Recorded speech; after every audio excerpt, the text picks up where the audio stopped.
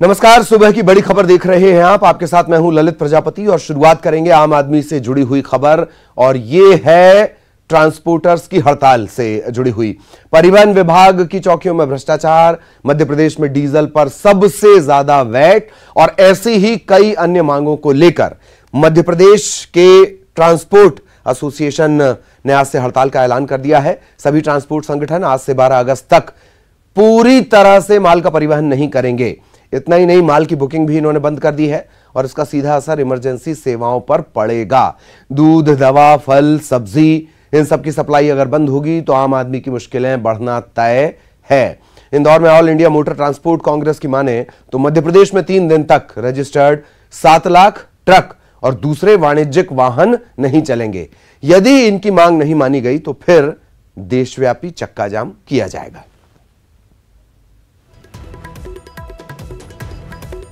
क्या कुछ उनकी मांगे हैं वो हम लगातार आपको एक तरफ बता रहे हैं। चेकपोस्ट, परिवहन विभाग की चेकपोस्ट बंद कर दी जाए। रोड और गुड्स टैक्स में 6 महीने की माफी दी जाए, रियायत दी जाए। डीजल पर सरकार वैट कम करे। मध्य प्रदेश उन राज्यों में शुमार है जहां सबसे ज्यादा वैट लगता है। चालकों का कोविड बीमा हो, ड्राइवर्स का। बसों पर माल लदान लाइसेंस, यानी बसों के जरिए जो सामान ढोया जाता है उसका जो लाइसेंस है उसका भी ये लोग विरोध कर रहे हैं। तो फिलहाल 3 दिन ट्रकों के पहिए बंद रहेंगे, थमे रहेंगे। जरूरी सेवाएं भी बंद रखी जा रही हैं। ट्रक, बस, बड़े मझोले, छोटे जो व्यावसायिक वाहन है वो नहीं चलेंगे। सब्जी, फल, दूसरे राज्यों से जो सामान आता है उसकी सप्लाई इससे बाधित होगी। सामान शुरुआत में महंगा होगा और बाद में खत्म हो जाएगा। आम आदमी की दिक्कतें बढ़ना तय है।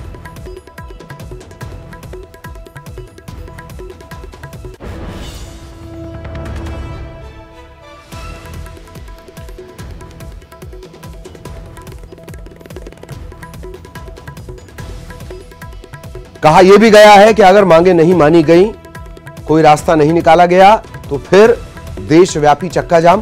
देश भर में ट्रक ऑपरेटर्स, ट्रांसपोर्टर्स हड़ताल करेंगे। 3 सूत्रीय मांगे हैं। इसमें परिवहन की जो चौकियां हैं, परिवहन डिपार्टमेंट की चौकियां, परिवहन विभाग की चौकियां, उन्हें खत्म करने की मांग भी की गई है। कहा यह जा रहा है कि उनके जरिए अवैध वसूली का अड्डा वो बन चुकी हैं। भ्रष्टाचार का बोलबाला है। मनमानी वसूली ड्राइवर्स से यहां पर की जाती है। और सबसे प्रमुख मांग महंगे डीजल की। डीजल पर वैट कम किया जाए। डीजल पर वैट का सीधा असर आम आदमी पर पड़ता है, ट्रांसपोर्टर्स पर पड़ता है, चीजें महंगी होती हैं। तो इन तमाम मांगों को लेकर आज से पहिए थमे हुए हैं।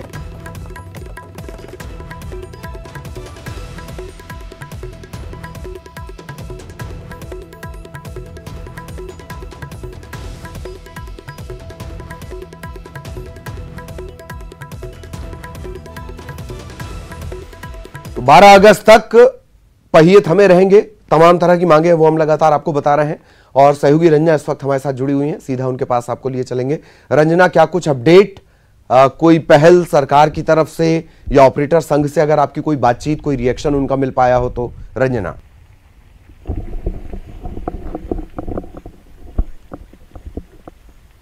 जी ललित, बिल्कुल जो प्रदेश व्यापी 3 दिवसीय हड़ताल है वो जारी है, क्योंकि इसका ऐलान जो ट्रांसपोर्टर्स हैं उन्होंने 2 दिन पहले ही कर दिया था, लेकिन अभी तक सरकार का जो रुख है वो स्पष्ट नहीं हुआ है। और जो ट्रांसपोर्टर्स हैं वो अवैध वसूली को लेकर जो कि चौकियों पर उनसे लगातार की जा रही उसके विरोध में, और जो डीजल पर जो टैक्स लिया जा रहा है उसके विरोध में हड़ताल पर है और प्रदेश व्यापी ये हड़ताल की जा रही। यानी आज प्रदेश भर में जो ट्रकों के पहिए हैं वो थम जाएंगे और इसके साथ ही जो आम लोगों की मुश्किलें हैं, आम लोगों के साथ जो किसान हैं और जो इंडस्ट्री में जो सामान पहुंचता है उनके लिए जरूर मुश्किलें खड़ी होने वाली हैं। और ट्रांसपोर्टर्स जो संघ है उनका यही कहना है कि अगर 3 दिनों में उनकी समस्या का समाधान नहीं किया जाता है तो ये जो हड़ताल है ये आगे भी बढ़ाई जा सकती है। यानी आज हड़ताल का पहला दिन है और देखना ये होगा कि जो सरकार से उनकी बातचीत होती है तो किस स्तर पर उनकी बातचीत होती है, या फिर सरकार की तरफ से बातचीत के लिए कोई पहल की जाती है, या फिर जो समस्याएं हैं उसका समाधान करने के लिए कोई आश्वासन दिया जाता है। फिलहाल अभी ये तो कोई कोई बातचीत शुरू नहीं हुई है, कोई रुख सरकार की तरफ से अभी नहीं आया है, लेकिन थोड़ी देर बाद अगर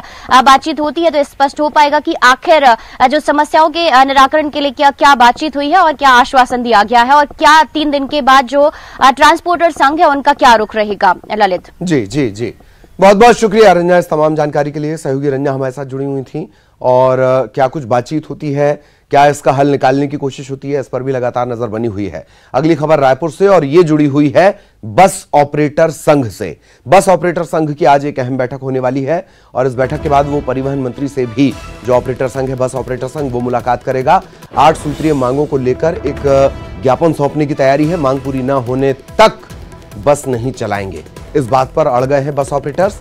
आदेश के बाद भी प्रदेश में बस नहीं चल रही है, बस ऑन रोड नहीं हो पाई हैं, और लंबे अरसे से बस ऑपरेटर संघ और सरकार के बीच ये रस्साकशी चल रही है। बड़ी खबर उज्जैन से। आज से देश भर के श्रद्धालु बाबा महाकाल के दर पर पहुंचकर उनके दर्शन कर सकेंगे। दरअसल कोरोना संकट काल के मद्देनजर, कोविड-19 संक्रमण के मद्देनजर दूसरे राज्यों के भक्तों के प्रवेश पर पाबंदी लगी हुई थी, वो अब हटा दी गई है। इसके अलावा महाकाल की जो शाही सवारी निकला करती थी, बाबा महाकाल अपने भक्तों के हालचाल जानने जो निकलते थे, वो भी परंपरागत मार्ग से ही निकलेगी। 17 अगस्त को बाबा महाकाल की शाही सवारी निकलनी है। क्राइसिस मैनेजमेंट की मीटिंग में यह अहम फैसला लिया गया है।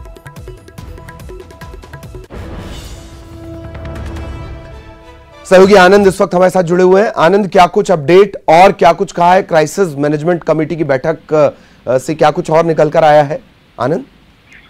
बिल्कुल ललित, देखिए क्राइसिस मैनेजमेंट की मीटिंग में बिल्कुल साफ कर दिया है कि अब जो मध्य प्रदेश के बाहर से आने वाले श्रद्धालु हैं उनके लिए आज से मंदिर खोल दिया गया है, और सुबह 6:30 बजे से देर रात 9 बजे तक ये दर्शन वे लोग कर पाएंगे। लेकिन उनको जो केंद्र की गाइडलाइन है वो जरूर पालन करना होगा। जिस तरह से सैनिटाइज किया जा रहा है, जो है पूरी चेकिंग के बाद ही मंदिर में दर्शन की व्यवस्था की गई है, तो वो सब कुछ जरूर उनको नियम पालन करना होंगे। लेकिन जिस तरह से कोरोना काल को देखते हुए जिस तरह से उज्जैन में संक्रमण बढ़ रहा था, उसके बाद जो है तकरीबन 1 महीने पहले महाकाल मंदिर समिति ने बाहर से आने वाले श्रद्धालुओं के दर्शन पर जो है बैन लगा दिया था। लेकिन आज से ये सब दर्शन खोल दिए गए हैं। देश भर से श्रद्धालु मंदिर में आ पाएंगे और आज से दर्शन शुरू कर पाएंगे। जी, 2 और बातें आनंद, क्या प्री बुकिंग की व्यवस्था अभी भी उसी तरीके से रहेगी? और दूसरा के जो शाही सवारी निकलनी है, मेरा ख्याल है भक्तों को बड़ी बेसब्री से इंतजार होगा कि बाबा निकले और उनके हालचाल जाने। बिल्कुल ललित, देखिए चूंकि अभी तक जो है 5 सवारी निकल चुकी है, और ऐसे में किसी भी श्रद्धालु को जो है सवारी में प्रवेश नहीं मिल पाया, ना ही उन्हें देखने की अनुमति दी गई थी। ऐसे में एक बड़ा तबका है जो श्रद्धालु हैं, जो ना सिर्फ उज्जैन बल्कि उज्जैन के आसपास और बल्कि प्रदेश भर से यहाँ पे सवारी में देखने के लिए आते हैं। तो ऐसे में बड़ी उनकी इच्छा है कि वो आखिरी जो अंतिम सवारी, शाही सवारी निकलनी है 17 अगस्त को, वो उसके जरूर उन्हें दर्शन मिल जाए। तो इसको शायद संभव तो ध्यान में रखते हुए मैंने जो है क्राइसिस मैनेजमेंट की मीटिंग में जो है निर्णय लिया है कि अब ये जो परंपरागत जो एक मार्ग था, जहां से पहले गोपाल मंदिर होते हुए सवारी आती थी महाकाल मंदिर, अब उसी मार्ग से निकलेगी। लेकिन अभी ये तय नहीं किया है कि उसमें जो है आम श्रद्धालुओं को प्रवेश किस मात्रा में दिया जाएगा और कैसे उनको देख पाएंगे वो श्रद्धालु। जी जी, बहुत बहुत शुक्रिया आनंद इस तमाम जानकारी के लिए। सहयोगी आनंद हमारे साथ जुड़े हुए थे। तो अब बाबा महाकाल का महादरबार सबके लिए खुला है। इधर आत्मनिर्भर मध्य प्रदेश के लिए आज वेबिनार का तीसरा दिन है। आज स्वास्थ्य और शिक्षा पर चर्चा होनी है। इस दौरान विशेषज्ञ अपना अपना सुझाव देंगे, और स्वास्थ्य और शिक्षा व्यवस्था को कैसे बेहतर बनाया जाए, कैसे प्रदेश आत्मनिर्भर बने, जानकार इसे लेकर अपनी राय देंगे। इससे पहले अधोसंरचना, इंफ्रास्ट्रक्चर और सुशासन, इस विषय पर विशेषज्ञों ने अपने सुझाव सरकार को दिए थे।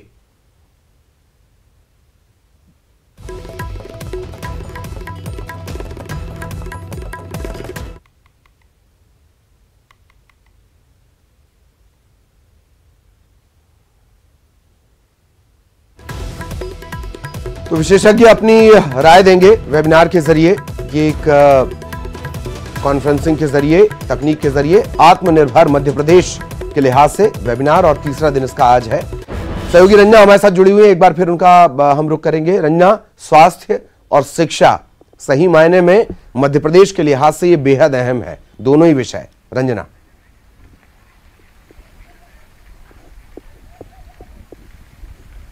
जी ललित, बिल्कुल सही कहा आपने, क्योंकि आज वेबिनार में शिक्षा और स्वास्थ्य पर चर्चा होगी और इसका एक रोड मैप तैयार किया जाएगा। यानी इन दोनों क्षेत्र की बात करी जाए तो बहुत ज्यादा जो विकास है वो मध्य प्रदेश से जुड़ा हुआ है। यानी जब ये दोनों ही क्षेत्र मजबूत होंगे तभी विकास की दिशा में जो मध्य प्रदेश है वो आगे बढ़ेगा। और यही वजह है कि आज जो केंद्रीय मानव संसाधन विकास मंत्री हैं वो इस सत्र का शुभारंभ करेंगे और इसमें तमाम जो एक्सपर्ट्स हैं, शिक्षा विभाग के तमाम जो अधिकारी हैं, मुख्यमंत्री शिवराज सिंह चौहान हैं, वो जुड़ेंगे और यहाँ पर शिक्षा व्यवस्था को मजबूत करने के लिए, क्वालिटी एजुकेशन पर फोकस करने के लिए और किस तरह से मध्य प्रदेश की जो शिक्षा है उसको रोजगार परक बनाने के लिए जो एक्सपर्ट्स हैं उनसे सुझाव लिए जाएंगे। तो अभी जिस तरह से ऑनलाइन क्लासेस भी चल रही है उसमें किस तरह से पढ़ाई आगे चल रही है और आगे किस तरह से जो शिक्षा के स्तर को ले जाना है, इन तमाम पहलुओं पर आज इस वेबिनार में चर्चा की जाएगी और एक्सपर्ट से भी इसमें सुझाव लिए जाएंगे। तो वहीं स्वास्थ्य पर भी फोकस रहेगा कि कैसे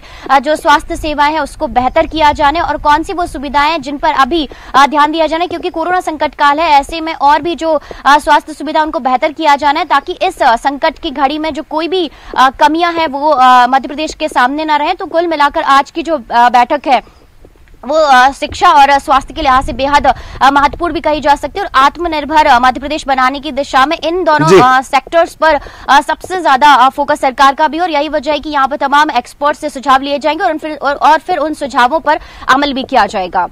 ललित, बहुत बहुत शुक्रिया रंजना इस तमाम जानकारी के लिए। सहयोगी रंजना जानकारी दे रही थी, इस पर लगातार हमारी नजर बनी हुई है। इधर भोपाल में संघ की 2 दिवसीय बैठक का आज अंतिम दिन है। बैठक में संघ प्रमुख मोहन भागवत भी शामिल हुए हैं। बैठक के पहले दिन संगठन में बदलाव भी किए गए थे। संघ के संगठन में प्रांत कार्यकर्ताओं की जिम्मेदारी बदल दी गई है। बैठक के दौरान संघ प्रमुख मोहन भागवत ने यह जिम्मेदारी बदली है।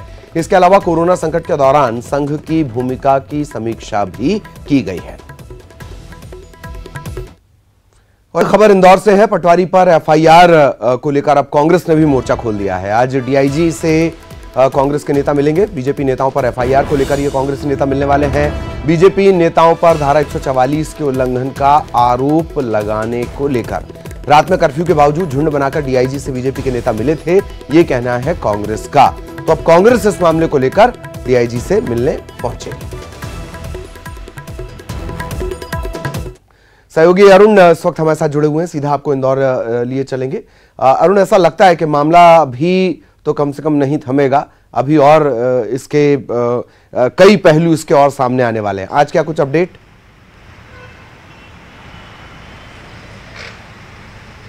बिल्कुल, हम आपको बता दें कि जिस तरह जीतू पटवारी पर धारा 144 के उल्लंघन पर धारा 188 के तहत मामला दर्ज हुआ है और उसी तरह का मामला दर्ज कराने की मांग को लेकर कांग्रेस के जो शहर अध्यक्ष हैं विनय वाकलीवाल और 2 विधायक संजय शुक्ला और विशाल पटेल, ये दोनों विधायक और शहर अध्यक्ष अपने कार्यकर्ताओं के साथ आज डीआईजी से 11 बजे मिलेंगे और जो बीजेपी नेता हैं उन पर भी धारा 188 के तहत मामला दर्ज करने की मांग करेंगे, क्योंकि उनका कहना है कि जिस तरह रात में 10 बजे के बाद रात्रिकालीन कर्फ्यू लग जाता है, उसके बावजूद 10 बजे के बाद एक बीजेपी के सांसद, विधायक और तमाम पदाधिकारी कार्यकर्ताओं को लेकर डीआईजी कार्यालय पहुंचे थे और वहां पर झुंड बनाकर ये लोग पहुंचे थे। तो इन्होंने भी धारा 144 का उल्लंघन किया है। इसके साथ ही ये छतरीपुरा थाने में भी पहुंचे थे देर रात। तो दोनों जगह ये लोग पहुंचे थे और देर रात की ये घटना थी जिसमें इन्होंने कर्फ्यू का उल्लंघन किया, रात्रिकालीन कर्फ्यू का उल्लंघन किया है, धारा 144 का उल्लंघन किया है और यही कारण है कि इन पर भी धारा 188 के तहत कार्रवाई की जाए, इन पर भी केस दर्ज किया जाए। तो 11 बजे ये सभी नेता आज मिलेंगे और इस जीतू पटवारी पर एफआईआर को लेकर अब सियासत तेज हो गई है। कांग्रेस ने भी बीजेपी के खिलाफ मोर्चा खोल दिया है। दूसरी बात है, थाना क्षेत्र को लेकर भी एक सवाल उठा रहे हैं कि जो गौरव रणदिवे ने एफआईआर दर्ज कराई है वो जो थाना क्षेत्र है वो तुकोगंज लगता है, लेकिन छतरीपुरा थाने में मामला दर्ज कराया गया है, ये भी गलत है। तो इन सब मामलों को लेकर डीआईजी से आज कांग्रेस के नेता मिलेंगे और अपनी शिकायत भी वो दर्ज कराएंगे। जी जी जी, बहुत बहुत शुक्रिया अरुण इस तमाम जानकारी के लिए। 11 बजे आज मुलाकात होनी है, इस मुलाकात पर भी नजर रहेगी। इधर इंदौर के देपालपुर उपजेल में बंद लूट और हत्या के 4 आरोपियों ने जेल से भागने की कोशिश की। ये कैदी दीवार फांदकर रफू चक्कर होने की फिराक में थे, लेकिन जेल प्रहरी की सजगता के चलते इन चारों को पकड़ लिया गया है। जानकारी के मुताबिक मानपुर में हुई डकैती, लूट और हत्या के मामले में ये आरोपी हैं विकास, संजय देवकरण और विनोद। ये लंबे समय से महू जेल में बंद थे। कुछ दिन पहले ही इन्हें महू से देपालपुर जो उपजेल है वहां शिफ्ट किया गया था। इन्होंने मुख्य प्रहरी पर हमला भी किया। महिला वार्ड के बैरक की दीवार कूदकर भागने की कोशिश की। वहां तैनात जेल प्रहरी ने इन्हें भागते देखा और तत्काल दूसरे प्रहरियों को अलर्ट किया गया। जेल का सायरन बजाया गया। जेल प्रहरियों ने आसपास के कुछ ग्रामीणों की मदद से इन कैदियों को पकड़ लिया।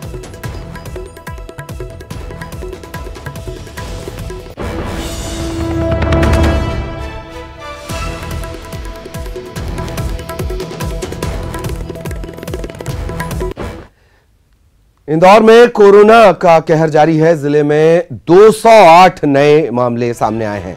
खास बात यह कि संक्रमण की जब से शुरुआत हुई है तब से अब तक में यह सबसे बड़ा आंकड़ा है। 208 नए केस सामने आए हैं और संक्रमण का मामला बढ़कर इंदौर की अगर बात कर ली जाए 8,724 तक पहुंच जाता है। 5,961 ऐसे हैं जिन्होंने कोरोना को मात दी है, ठीक हुए हैं। और खबर भोपाल से कोरोना संक्रमण का अपडेट यहां पर भी आपको दे दें। कोरोना पॉजिटिव मरीज होम आइसोलेशन में रह सकेंगे। बिना लक्षण वाले मरीजों के लिए यह व्यवस्था शुरू हुई है। होम आइसोलेशन को लेकर शासन स्तर पर बदलाव किए गए हैं। पॉजिटिव परिवार के सदस्यों को होम आइसोलेशन में प्राथमिकता दी जाएगी। 10 दिन तक सभी पैरामीटर सामान्य होने पर नेगेटिव घोषित किया जाएगा। कवर्धा का कोरोना अपडेट। जिले में कोरोना का कहर लगातार जारी है। जिले में एक थाना और एक पुलिस चौकी सील कर दी गई है। थाना तरेगांव और पुलिस चौकी पोड़ी को सील किया गया। कोरोना पॉजिटिव मिलने के बाद थाने और चौकी को सील करना पड़ा है। प्रदेश में लगातार कोरोना संक्रमण बढ़ता जा रहा है। तो छत्तीसगढ़ का कोरोना अपडेट आपको बता दें। 293 नए संक्रमण के मामले अब सामने आए हैं। इनमें से रायपुर में 109 नए मामले। प्रदेश में अब तक कोरोना के 12,148 मामले। हालांकि 8,809 जो मरीज हैं वो डिस्चार्ज भी हुए हैं। एक्टिव मरीजों की संख्या 3,243। और आईएएस लॉबी तक छत्तीसगढ़ में कोरोना पहुंच चुका है। एक और आईएएस कोविड-19 पॉजिटिव पाए गए हैं। आईएएस नीलेश क्षीर सागर, इन्हें कोरोना हुआ है। खुद सोशल मीडिया पर उन्होंने इस बात की जानकारी दी है। संपर्क में आए लोगों से कोरोना जांच करवाने की अपील उन्होंने की है। और अच्छी बात यह है कि बीजेपी के पूर्व अध्यक्ष विक्रम उसेंडी डिस्चार्ज हो गए हैं। परिवार समेत उन्होंने कोरोना से जंग जीत ली है। परिवार के चारों सदस्यों की रिपोर्ट नेगेटिव आई है, लेकिन फिलहाल उन्हें होम आइसोलेशन में रहना होगा। और लॉकडाउन का उल्लंघन लोगों पर भारी भी पड़ रहा है। बैरागढ़ का एक रेस्तरां है, यहां पर पुलिस ने दबिश दी। टोटल लॉकडाउन के दौरान यहां पार्टी चल रही थी। बैरागढ़ के हलालपुर में अक्कड़ बक्कड़ रेस्तरां, यहां पर पार्टी चल रही थी। तकरीबन 100 से ज्यादा लड़के लड़कियां यहां पार्टी कर रहे थे और इन सभी को इनका इस तरीके से जुलूस भी निकाला गया ताकि लोग इस बात को समझें। मध्य प्रदेश में 20 जिलों में बारिश को लेकर मौसम विभाग ने अलर्ट जारी किया है। मौसम विभाग के मुताबिक इन जिलों में बारिश हो सकती है, जबरदस्त बारिश हो सकती है। कटनी, जबलपुर, नरसिंहपुर, यहां अति बारिश को लेकर चेतावनी जारी की गई है। अतिवृष्टि शहडोल, अनूपपुर, उमरिया, सिवनी, मंडला के अलावा बालाघाट, दमोह, सागर, विदिशा, रायसेन, यहां भारी बारिश का अलर्ट जारी किया गया है। इधर शिवपुरी में मूसलाधार बारिश के चलते मुसीबत बढ़ गई है। कई निचली बस्तियां जलमग्न हो गई हैं। रात भर झमाझम बारिश का सिलसिला जारी रहा। कॉलोनियों में पानी भर चुका है। वार्ड 39 की करौंदी बस्ती जलमग्न हो गई है और जनजीवन अस्त व्यस्त हो गया है।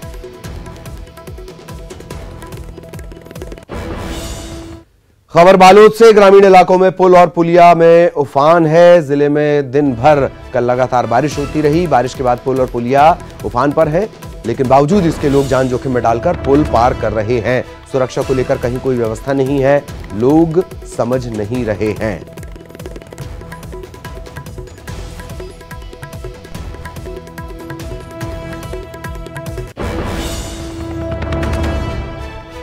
तो बालोद की ये तस्वीर हम आपको दिखा रहे हैं और ग्रामीण इलाकों में पुल और पुलिया उफान पर हैं। रपटे जो हैं, छोटे रपटे जो हैं, वो उफान पर हैं। कल दिन भर बारिश के बाद स्थितियां ऐसी बन गई हैं, बावजूद इसके लोग जान जोखिम में डाल रहे हैं। ये तस्वीरें भी हम आपको दिखा रहे हैं। और इसी के साथ इस बुलेटिन में इतना ही। नमस्कार।